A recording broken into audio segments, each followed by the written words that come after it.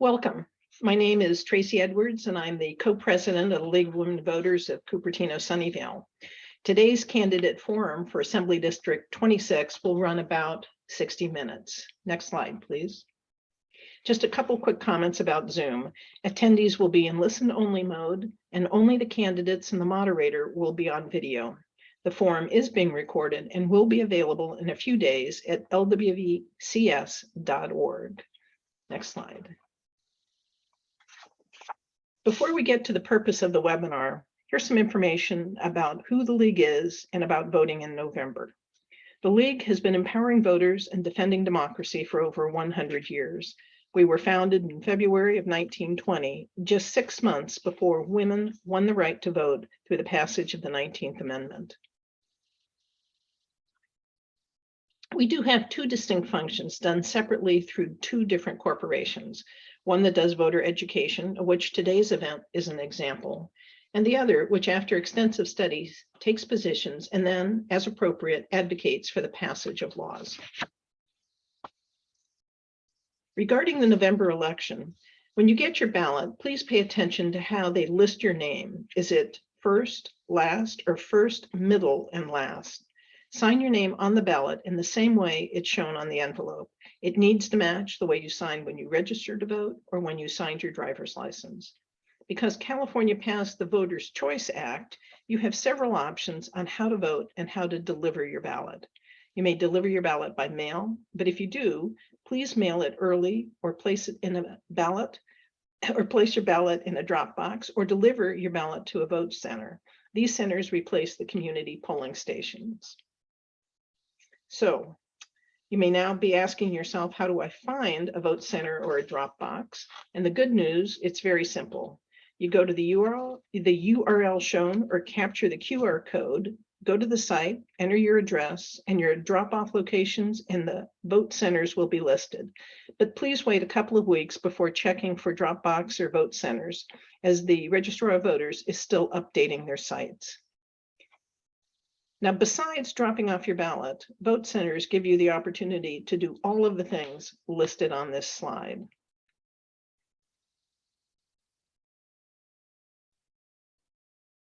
And we always recommend that you check your voter registration status. Also very easy to do. Use the URL or the QR code, go to the site and enter your name, your California driver's license or your California ID card number, the last 4 numbers on your Social Security card, and your birth date. If you get a retry, you should probably register again. Now, to say the California ballot can be challenging is an understatement, but we have some good news here as well, and that's votersedge.org. Voters Edge California is a joint project of MapLight and the League of Women Voters of California. Voters Edge California is a comprehensive, nonpartisan online guide to elections covering federal, state, and local races in the state of California, and state and local ballot measures, and it also includes campaign finance information. Personally, this is my go-to resource when I'm completing my ballot. Now, Assembly District 26 is new. It was redrawn as a result of redistricting, and it has no incumbent. It is primarily made up of Cupertino, Sunnyvale, Santa Clara, and parts of San Jose. So we're going to get started. We have 2 candidates for Assembly District 26. They were the 2 top vote-getting candidates in the primary election in June, and this is for a 2-year term. On the screen, you can see the candidates' names, faces, and websites where you can get more information about each candidate. The candidates have agreed to the format and the ground rules for this forum. I will pose questions which were gathered in advance. Each question has a designated response time of 90 seconds, 60 seconds, or in one case less. A timer is visible in a separate box labeled timer and will give the candidates visual signals to help them pace their responses and stop on time. Each candidate has agreed to be responsive to the questions they're asked, civil in their responses, not to interrupt the other candidate or the moderator, and not to make any remarks that are personal in nature or directed at any individual. And with your permission, I will be referring to them by their first names. Each candidate also has 2 30-second rebuttal opportunities. They may use this to rebut the remarks of the other candidate, They may not use the rebuttal time just to add to their own comments or to go off topic. And at this time, I'm going to ask the candidates to please unmute and turn on your videos. And I want to extend my very warm welcome to Tim and Evan. Thank you. Welcome. We're going to jump right in. The speaking order was randomly drawn. The speaking order will shift with each question. And the speaking order for the first question will be Evan and then Tim. The first question is for 90 seconds. Evan, why are you qualified to be our assembly member? Thank you again for this second series as we head into the general election. I want to acknowledge the League of Women Voters, Tracy, and all of the incredible volunteerism to help ensure that we hold our elected representatives accountable and helping to inform our communities. In fact, I oftentimes would get my information from these public forums myself, so much to be thankful for. The question was, why should I be elected to that of the state legislature? Well, I'm proud of the years of service previously as a council member for the city of Campbell and currently serving in my, finishing my 8th year in the California state legislature. Now, what have I been able to do in this period of time? The Sacramento Bee had named me as one of the most effective legislators in the California state legislature. Legislator of the Year by the California Police Chiefs Association, Legislator of the Year by the California District Attorneys Association, helping to ensure that we reflect the values of keeping our community safe, while also understanding that we must head towards the beacon of reforms and ensuring that we have the social justice in place, keeping our communities safe, recognizing that climate change is something that we need to address. I know they have limited time. We have a number of different issues to address, but fundamentally, it's about effectiveness and delivering effectiveness for each and every one of you and being accessible and accountable to each and every one of the residents. Thank you. Thank you very much. Tim? So I am one of very few people that's probably ever run that's a real mortician. So I've been in business since 1984. Graduated from college numerous times until my mom decided to throw me out. But I've been in, I have real life experiences, which is what a lot of the candidates and a lot of the people that serve do not have. And so what I mean by that is, if you've ever run a business and multi-million-dollar payroll and you have scrounge and scrape to make ends meet, you know what real life is all about. So it's a real interesting world when you have all of those experiences. And a lot of the people that are running for office right now do not have any of that experience whatsoever. And so it kind of leaves a lot to be desired. And I think I have a lot of different views that do not represent either party. And I believe that I would be a nice little person to have in there that would offer different views than what we see in both parties. I've been a member of both parties. I was a member of the Democrat Party when I owned the mortuary in 1984 when Bill Clinton was governor. So that'll tell you how far back that was. So it's interesting that some of the changes, and then I made changes based on what I felt was right for my family. So thank you. Thank you. And Tim, you'll start with the next question. This is for 60 seconds. Recently passed bills, an example, SB 330, of which Fremont Corners Project is an example, and SB 35, of which Valco is an example, and currently proposed bills shift authority away from local governments in favor of developers. The justification for the bills has been the failure of local governments to address the state's housing needs. Do you support this shift, and why? Absolutely. Absolutely. 100% no, I do not. And being in business all these years, and I can tell you the different facets, they should not have authority. So I think it should not be lent over to them. So I do not support that whatsoever. And the reason is things are handled much better when we make decisions based on where we live, not based on people that are trying to make a quick buck. So I'm not, we've seen a lot of changes. I was here during the very first building that came up in the Silicon Valley that was multifamily housing, and it's grown, it's mushroomed, and it's overabundant to this point. So we need to have someone that regulates that, definitely. So that's where I stand with it. Thank you. Evan? My apologies, I forgot in my opening to also acknowledge and thank Tim for also putting himself up for public service as well. It's not easy, so I commend that. The question, Tracy, was about the pieces of legislation before us and whether or not I would support them. And in fact, I have supported these pieces of legislation. The root of the conversation is that such that there is the truth with respect to cities not building the type of housing that is commensurate with the type of housing that we need in California and specifically in the region.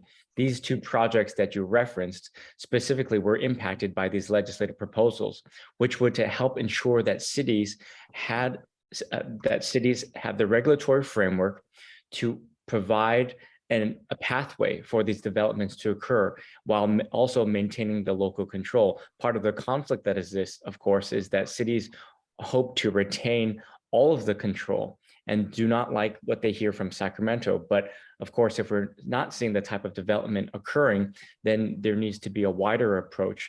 The part of the challenge is not all size one fits all, and we need to continue into making sure that reforms. Thank you. Evan, you'll be our first responder here. Also 60 seconds. What other approaches, including incentives, if any, do you propose to increase housing supply and address housing affordability? You have 1 minute. Well, part of the conversation also needs not just to be with the stick, but that of the carrot. How do we incentivize the type of smart, planned, transit-oriented growth in our communities? Over a decade ago, the state eliminated what was known as the Redevelopment Agency, which was the entity to help provide resources, funds to be able to supplement the high cost of affordable housing. And so when we're thinking about how cities and projects can pan out with respect to the numbers, we need to ensure that there are the types of incentives around major transit corridors and also getting state budget allocations directly to our local communities as well. So again, it's how do we make sure that the state provides the framework to incentivize, not just using punitive approaches, but incentives to encourage the type of smart planned growth accordingly. Thank you. Tim? I love the redevelopment agency. Actually, one of the retired mayors and I were just talking about that last week. What a wonderful program that did offer in a lot of venues in San Jose. If you remember when it wasn't what it is now, and so it's changed considerably. Could you ask the question? I kind of got sidetracked. I'll repeat it for you. What other approaches, including incentives, if any, do you propose to increase housing supply and address housing affordability? Oh, this is a long question that we could go back 35 years since I moved here to California, and I could go through nuts and bolts. I could tell you chapter and verse. So I think I go back to my original comments that I've preached to these guys for 30 years. Transportation is where it's at. We should have had this better. Actually, we're doing really good for getting people from Berryessa up north, which I'm very proud of. I think transporting people here to work is a lot more value. You can't continue to build. We don't have anywhere to put the people. We can't get them. You should see what it's like. I mean, we work in that venue, by the way. So thank you for the question. Thank you. And Tim, the next one goes to you as well. And this is another 1 minute question. What are your plans to support people who are unhoused, including those who live in their vehicles? Well, so I mean, again, we could go into different areas of that as an answer because I deal with these folks every day. When a lot of you guys are sleeping, I think we've had this conversation before. So it's really interesting. A lot of the folks, they're happy, homeless. I love the pods. I love what we've done in Santa Clara County because I'm involved with the county as well. And I love a lot of the things that are going on. I would like to see more of this and with an incentive to work, because a lot of these folks really want to work. They're scared, they're afraid, and they need a handheld. And I love programs, not money. I'm not talking about money spent. I'm talking about programs that work. And there are some that are not throwing a whole bunch of money at and it doesn't work. There are programs where you grab a guy by the hand. I've done it. Believe me, I've done with thousands of employees. I could write a book and it does work. Thank you. Thank you very much. Evan? Tracy, the question was, what is the plan of action with respect to those who are unsheltered and unhoused in our community? And those who live in their vehicles. And those that live in their vehicles. Tracy, it's important that we have an intellectually honest conversation about this, which is to be able to support the type of legislative proposals that increase affordable housing in our communities, while also addressing this issue of basic humanity. We cannot just simply have these pods, which are special cases, which is subpar housing. It's important that we attain the California and American dream for next generations, our next generation of individuals to live in. But again, it's important then to say, how did we get here? And what are the legislative proposals? We cannot at the same time say we do not want to force cities to do their jobs and build more housing, while on the same token, not helping to support those that are unsheltered and living in their cars. Now, I've supported legislation that allows students to live in their vehicles, unfortunately, on the community college districts. That was a piece of legislation by Assemblymember Mark Berman that I also voted for, and we need to continue to do more. Thank you. And Tim, you'd like to use one of your rebuttal? Yeah, what I would love to know, Evan, thank you for, so for the audience, sharing. 30-second rebuttal, excuse me. Oh, thank you. Thank you very much for sharing. What I would love to know about your comments, number one, if you're involved with any of the owners, not builders, but the owners of the property, they have a different view on what you're going at and who's going to pay for this. That's what I would love for you to tell me. Where's the money going to come from? Thank you. Thank you. Sure. I mean, you're not required to respond, but if you would like to use one of your rebuttals to respond, you may. Oh, I just a clarifying question, if I might, Tracy. I think to understand Tim's question, Tim, your question was with respect to homeowners and who should be paying for affordable housing. Is that the question? No, I'm referencing like Section 8 housing, for example, which we're required to have. So you're talking about adding more affordable housing. Who is going to pay the difference? Because you're not going to rent a $5,000 house for $800. So who's paying the difference? That's my question. And I know Section 8 housing, I'm very familiar with it. So go ahead.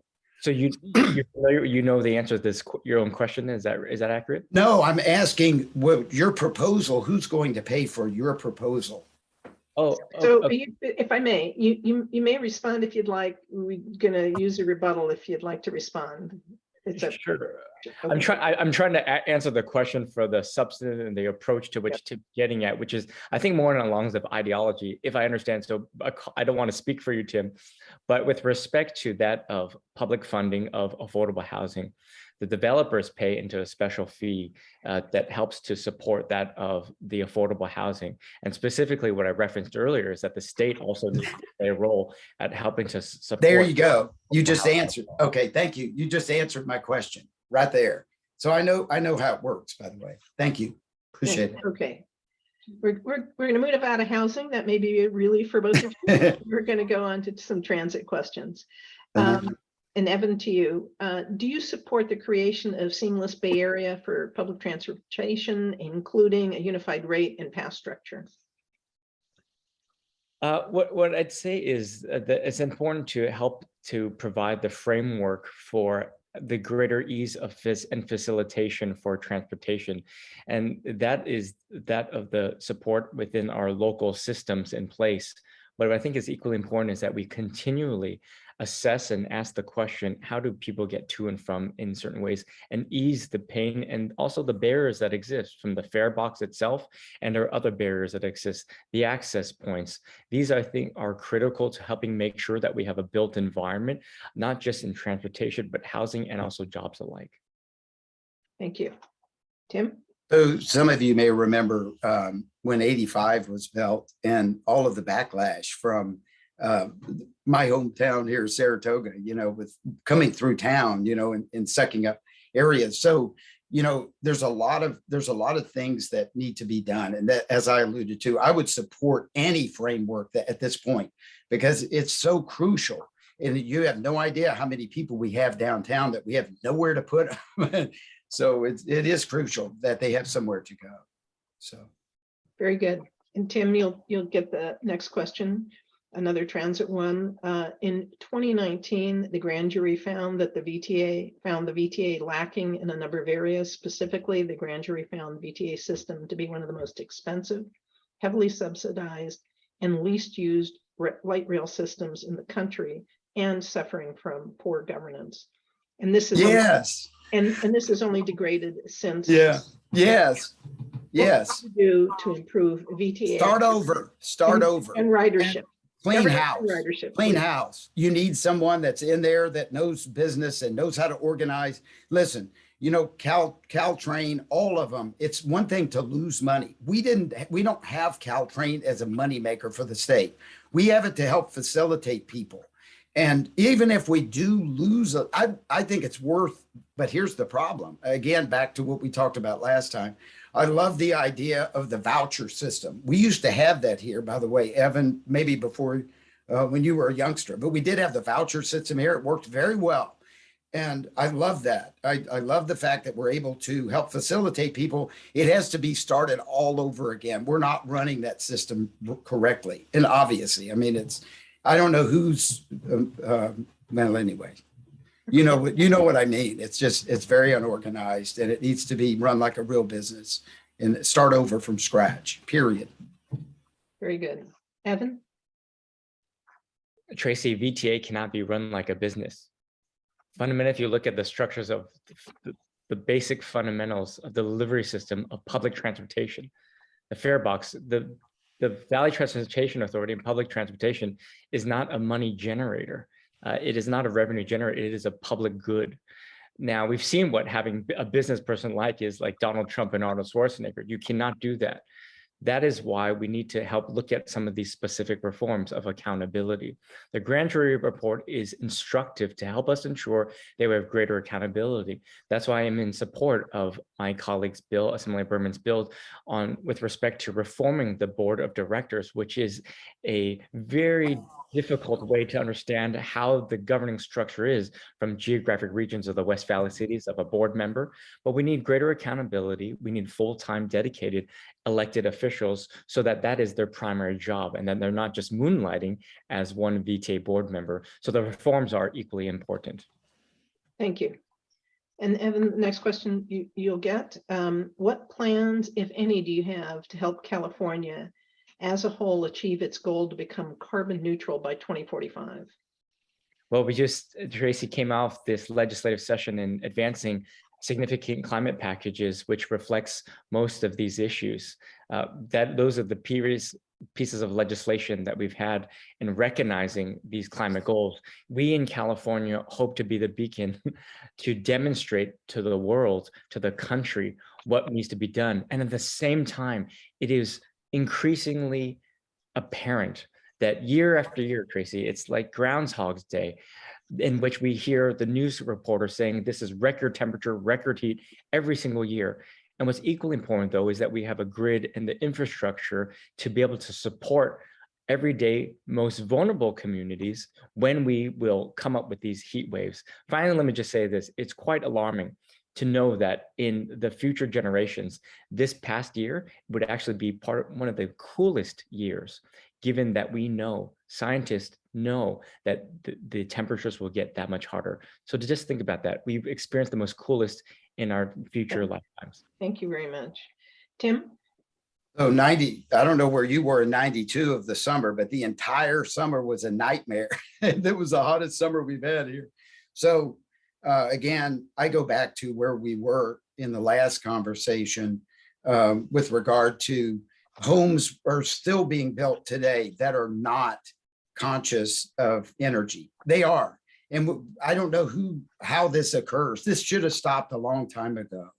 We should have made housing requirements to build a neighborhood from scratch. And anybody can sit and brag about what they've done because it's hogwash. It's not true. I've stood there and watched them build these things, and they're not energy efficient. And that's where I would get into regulation, and especially high-rise buildings. I can tell you a lot about high-rise buildings, by the way. A lot of the difficulties they've had with energy within the building. It's not energy efficient. So I would not brag about anything that they've done in the past 20 years. Thank you. Thank you. And Tim, you get this question. 8026 includes areas like Alviso, which has been identified as at risk due to sea level rise. What's your plan to deal with sea level rise and its impact on communities surrounding the San Francisco? So, Evan, back to this conversation that I didn't get to respond to before when you responded to it. Back in 1997, I was involved with obtaining geos and all of the land problems at Alviso. And it's huge issues, and it's still being built on, by the way, over there. That needs to be surveilled and some changes being made to that area because it is very dangerous. And we voiced that opinion in 1998, back when some of you may remember that it was a swamp in certain areas and it had a nasty fragrance to the area. So we need to have new geos and find out what's going on in that area. And that needs to be addressed quickly because, to end up where we don't have a flood or worse, who knows? And, it is definitely an issue that needs to be addressed. But to find out really what's going on, I don't have any updated information on it to answer your question. Thank you. Evan? Tracy, you asked the same question similarly in the primary election during this forum. And consistent with that conversation, I had mentioned that I had recently then taken a tour of Alviso with the council member, David Cohen, who helps to provide a framework on what the challenges are and also the partnerships from the state with respect to helping to ensure that we address this in real meaningful ways. Of course, the cost is significant, and that's why federal and state resources are important to be able to access so that we can address many of these different issues and recognizing, number one, climate change is real, but that two, this goes beyond and greater than that just of San Jose, but a geographic region as well. And I'm in a key position to be able to access federal and state dollars directly to our communities. And that's the position that I'll be able to be effective at ensuring that we can continually address this issue. So I'm so delighted that you brought this up because it's oftentimes one of those out of sight, out of mind issues. Thank you. And this question goes to you as well. What proposals do you have to deal with our chronic drought conditions? Well, with respect to drought, Tracy, we cannot just simply conserve our way out of this situation. And as I referenced earlier, it seems to be that this is a repeating issue year after year and of historic proportions. So everything must be on the table with respect to the type of infrastructure in place of desalination and recognizing that, of course, that would have some environmental impacts as well. But we can look at some of these best practices and helping ensure that we put the resources in building the infrastructure in place. And that's why we're also equally hopeful that at the federal level, we can access those resources. As you know, the state, we cannot print money overnight when we've had years of surplus, but we're hopeful to be able to advocate towards the federal government to be able to get the resources and building the infrastructure in place so that we don't just simply go on the conservation side of things and recognizing that this is an issue that we cannot and we can no longer kick down the road. Thank you. Tim? So when you get a $900 water bill, you realize there's an issue. So, in true respect, I mean, because I have very good friends over here at the department, and they put you into different venues as far as the pricing goes. And so it's impossible to say that we're going to continue down this same track that we've been doing for 30 years. Remember the 7-year drought? Well, we came out of that with El Nino, right? So, and everybody thought, oh, gee, we're okay. Well, that's not the case. So we have to come up with alternate plans, and desalinizing the water as they've done in Italy and different countries. Some of it's very expensive to do. I think capturing the water in different areas, I think that is absolutely a good plan, and it has to be federal funds that it's involved here because it's a huge issue, and it still is 30 years later. Very good, thank you. The next question is lengthy, so I apologize in advance, and I'm going to read it slow. It's a fairly technical one. But California Governor Newsom issued an executive order directing state agencies to catalog, study, and protect the state's diversity of wildlife. The order also directed those agencies to develop nature-based solutions to address climate change, which will sequester carbon, create wildlife habitat, and benefit all Californians, especially those in disadvantaged communities. The specific goal is to protect 30% of the land and coastal waters within the state of California by 2030. This plan is commonly referred to as 30 by 30. How would you advance, if at all, the implementation of this 30 by 30 plan within the boundaries of Assembly District 26? Well, I support it myself. I think it's a great idea. I'm a wildlife tree person. I hug trees. I love trees. I almost cried the other day when they cut down a palm tree down the street that's been there for 50 years. So I'm 100% supportive of what we can do. I'm not as familiar with maybe as Evan might be, because he reads a lot of things that the governor's put out, but I would support that 100% because I think it's a huge issue. We've moved into, as I've told people before, we've moved into their areas. So when you have a bobcat come up to your front door, we moved into their spot. So I support taking care of our wildlife 100%, and especially our game and fish 100%. Thank you. Evan? Well, I too join in the course of Tim and being a strong environmentalist, and also he is right. I do spend much of my time to look through the proposals and how this would impact our local communities, because it is lengthy. But Tracy, what I think is important is that we acknowledge a few things. One is the impact from our region in comparison to other parts in the state. Northern California is very different from Southern California. So the impact, number one. But number two is we may be able to have a proposal and even vote on a legislative proposal. You referenced an executive order, and that's, of course, is the executive branch versus the legislative branch. But it is incumbent upon us as the legislative branch on the oversight and accountability. So when we fund these executive actions and we fund these different programs, how do we make sure that in year 3, year 5, that we are accomplishing and achieving the end result that we hope to see? And that's the fundamental job that I very much am passionate about, asking the difficult questions about accountability, oversight, and transparency. And that's what we'll continue to do. Very good. And Evan, this goes to you, also a 1-minute question. Since the beginning of the pandemic, California has recorded increases in property and violent crime. What solutions do you propose to address this increase in crime? Well, thank you. As I mentioned, I lean into this issue of keeping our community safe. My brother serves as a police officer in San Jose, and that's why I call this family business. And I'm proud to be Legislator of the Year from the California Police Chiefs Association and the California District Attorneys Association. I proposed a number of pieces of legislation with respect to porch theft, that of knowing that individuals are gaming the system and stealing from our front porches, the Amazon and the other delivery packages. And these are criminal syndicates in which they know they can get away with it. But in answering your question, I have been there to advance legislative proposals and tackling and addressing these issues. What's equally also important is that we cannot go backwards. We cannot go back on just tough on crime, just lock everyone up away, because we've seen the increase in proliferation of the building of prisons, in which we had more prisons than university systems, and that we're paying more to incarcerate someone than to educate someone. But we need some balanced approach here, and we need to have the penalties commensurate with that of the crime. Thank you very much. Tim?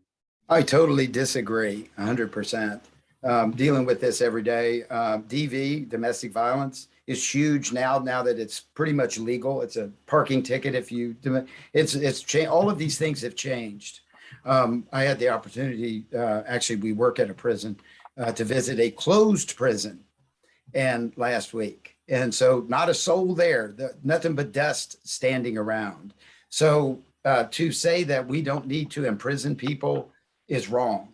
I think incarceration for a long term, I think is wrong for a lot of small crimes, but to let them walk out on the street after they committed the crime, that goes back to gun control. Gun control. Oh, we need to control guns. No, we don't. We don't need to control guns. We need to control the people that are carrying illegal guns, period. And we're not doing that. And we have no authority to do that now, by the way. So we deal with this every day. Thank you. Thanks very much. So this will pick up nicely where you left off, Tim.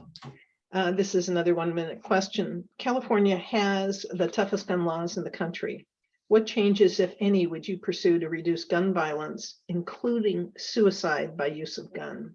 Ooh, yeah, because this is a really big issue. Being in the suicide prevention programs, it's a huge thing that I think we need to support and promote, by the way, the programs that and get people more involved with it and get people to volunteer for it. I think it's great. With regard to guns are not just jump up off the seat and kill people. So we have people, look at Oakland yesterday. So we have that in San Jose now. Thank you guys for all the hard work you did, because we didn't used to have murders in San Jose. Barring we do have more people, that a little bit more than we used to, but we didn't have crime in San Jose. So stopping illegal weaponry, period. And it needs to stop. You carry an illegal gun, you go to jail, and don't stop. You just go right on to jail. Not you get a ticket or you get out the next morning. And that's what we do now, by the way. So that needs to change quickly. Thank you very much. Evan? Thanks, Tracy. It's actually quite dangerous to reflect the type of philosophy that Tim carries in our community with respect to keeping our community safe from these weapons of mass destruction. This is common sense, Tracy. We need to continually address these issues in real meaningful ways and getting guns out of individuals' hands. That's why when we talk about some of the basic proposals on helping to reform the system, that individuals with mental health challenges should not have firearms. That's why I've introduced legislation to prevent those type of individuals in support, along with the sponsor, Jeff Rosen, our district attorney. But I'm in these positions to be able to advocate strongly for these issues. And it is absolutely dangerous to have policymakers in these positions that believe that firearms should be law of the land and anyone should be able to carry them and terrorize our communities. This is a proliferation that is the issue of our generation, and we must stop it. Thank you very much. This next is just a yes, no, and I'll have you each respond to it individually first, Evan. Again, yes, no. Do you support a woman's right to choose? Yes. Thank you very much. Tim? Yes. Thank you. So Tim, next question to you. California is experiencing a significant teacher shortage. How would you address the teacher shortage? Easy for me to say, teacher shortage in California. You have 1 minute. Thank you. So we've been this route numerous times, actually. So I think incentives to teachers, trying to find, it's just like, pardon me for saying this, Evan, but this is just like running a business. It's the same thing. So you have to get out there, you have to offer the people good money, and it's always been a lower paid. Unfortunately, in this state over the last 15 years, we've seen a rise in the monies. So we have better benefits for the teachers. And I don't think that Teachers Association has done a whole lot. I'm a big union guy, 100%, but I'm not big on the teachers union. And I don't think that they've helped attract people. So we have to hopefully get people here, just like a business, and we have to offer them good benefits and a good long-term job, because we don't, this is so important that we have good teachers. And look in our area here. I mean, it's huge. This is what our survey came back with, was education. It was huge in this area. So thank you. Thank you very much. Evan? Tracy, again, the fundamental approach to treating public education like a business is absolutely dangerous. Can you imagine that if we would have teachers being paid more in the higher performing districts, and that you didn't pay these teachers the same type of wages in some of the harder economically hit areas of jurisdictions? What is important in answering the question is, how do we incentivize? I've had proposals in my legislative career to provide a pilot program to address and acknowledge the different cost of living in the state of California, as we recognize that, of course, here in Silicon Valley, a teacher's salary should not be the same as it would be in the Central Valley. So providing public resources from the state to allow for our region to have a pilot program to increase the compensation and salary accordingly, but also to help facilitate that of getting individuals credentialed in a faster pace, as well as making sure that we provide them the type of public-private partnerships and support of housing previously we had in San Jose. Thank you very much. Evan, to you, another 1-minute question. School districts are in significant need of capital funding to upgrade our aging schools. Do you support state funding to improve school infrastructure? If yes, please be specific how you would do this, and if no, why not? Yes, I absolutely support public funding of our schools. What's important is to empower local districts also with that of local control. Even here in this region of this assembly district, it was that of the Cupertino School District, for example, in which a number of proposals, revenue measures were put before the voters, but unfortunately it just failed just by a small percentage point. So we need to help look at some statewide reforms on lowering the voting threshold for either to be 55% versus the 2/3. Many of these revenue measures require 2/3 support to pass a revenue measure, but a more appropriate effort would be, for example, to lower the threshold to 55% to allow local communities to choose for themselves that a majority of the residents are in support of a revenue measure. And that's what I'll be focused on, to help ensure that we empower local communities to make choices from themselves. And that's the public state support that would help support these local communities. Very good, thank you. Tim? Well, all of that goes back to, just developing monies to come in to pay for buildings and upgrades, et cetera, et cetera. So that's what we've done that in the past. And is my microphone messed up? You're all good. So if you look at back in the early 2000s, Saratoga was very blessed to have a donated building, huge building out front, and for plays and different venues. And then also the whole football field was all donated, and the bleachers got donated. So those are things that, if you're a good guy and you know how to go out and meet people and convince them to donate money, that's a great thing to give money to. It's a wonderful thing, and it's not actually going and getting monies out of the coffer to redo. And I'm 100% behind redoing some of these schools because they're really old and run down. So scary. Thank you. And Evan raised his hand, which means he'd like to use his second rebuttal. Oh, first, yeah. It's okay. Go ahead, please. Well, Tracy, what I was going to say, the question you asked was, how would you advocate for public funding for local schools? And the response from Tim was that he would just simply hit up private sectors to donate. That is not a legislative approach. That is not a public policy approach. And that is very Pollyannish. That is not something that is specific. What we need are specific results in empowering our local school districts. And our school board members will tell you that they are hurting. They want to be set up for success, not for failure. And what they need is a partner in this effort from the state, some of them from the state, to help support them and not hurt them. Thank you. Tim, next question to you, a 1-minute question. Some of the new California laws passed to promote and encourage new housing have weakened the environmental protections that were created by the California Environmental Quality Act, an act known as CEQA. how should the state balance environmental needs with the need to build additional housing? Well, I'm not real familiar with what they're not following, but again, I think we've built way too fast, too much, and I don't agree with the way we've built here. So I'm not real familiar with the regulations that were not followed. I'm not real familiar with that. Okay, thank you. Evan? CEQA is a terminology referencing the California Environmental Quality Act, which provides the mechanisms on development and also the tools to be able to develop and or not. And this has been unfortunately weaponized in many cases to slow down the type of developments in many areas in the state of California.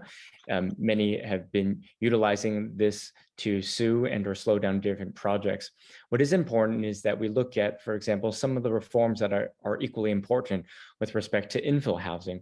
That's why we've seen a number of community partners and other think tanks and advocacy organizations like the Silicon Valley Leadership Group, the Housing Trust, all of these regional entities that have been talking about the type of partnerships and looking at some sensible reforms so that we can have greater facilitation on projects moving forward, and that we don't just get bogged down in legalese and or bureaucracies, but that we have a clear path moving forward so that there's a win-win solution and continued smart growth. Thank you very much. Evan, to you again. Proposition 1 asks California to make reproductive rights part of the California Constitution. Do you support Proposition 1? Yes or no, and why? Thanks, Josie. I am a co-author of the legislative proposal when it came to the legislature.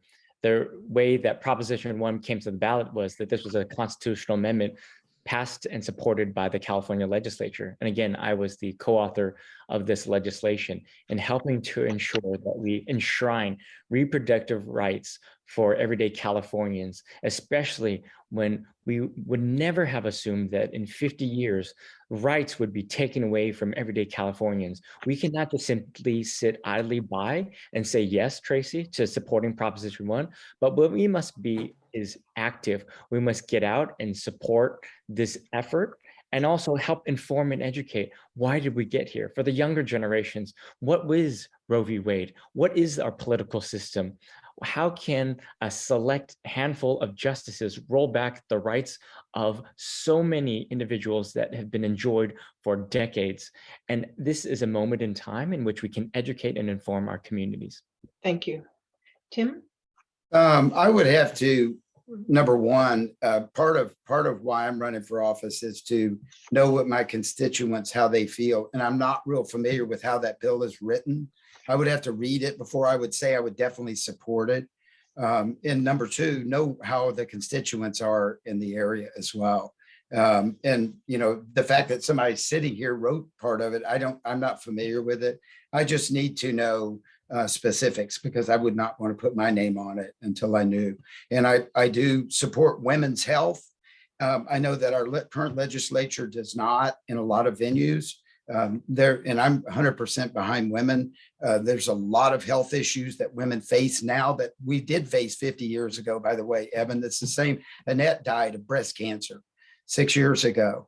And we've done absolutely nothing in this state. So cervical cancer. So I support women's health 100,000%. And I'm behind them. I'm behind them as well. Thank you.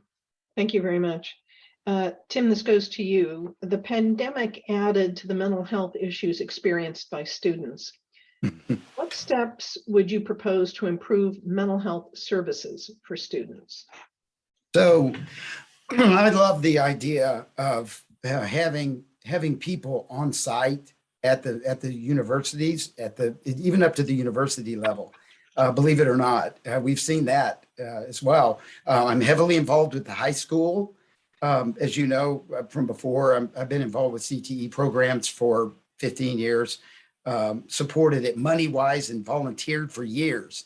And you can see it. And the sad part is we don't, and it's really sad. I could tell you some very sad stories of some of our students that have done this and no one saw it. No one saw it coming. So I love the idea, even if whatever it takes, let's ramp it up, just like I was talking about today with the suicide prevention programs. And there's people that are volunteers. The only thing I have a problem with volunteers is, especially with students, they may not be professional enough. So I think there needs to be a venue at each school that is able to spot it from a distance. Thank you very much.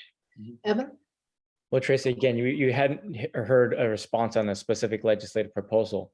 What you would hear from me with the specific legislative proposal and tackling that of mental health for young students is that of a legislative proposal that I also carried. It was a bill that I carried in partnership with Senator Anthony Portantino on allowing for mental health to be used as a day off, that we need to recognize that this should be deemed as an excused absence and recognizing the unique challenges that exist. But that is a specific proposal that I would champion.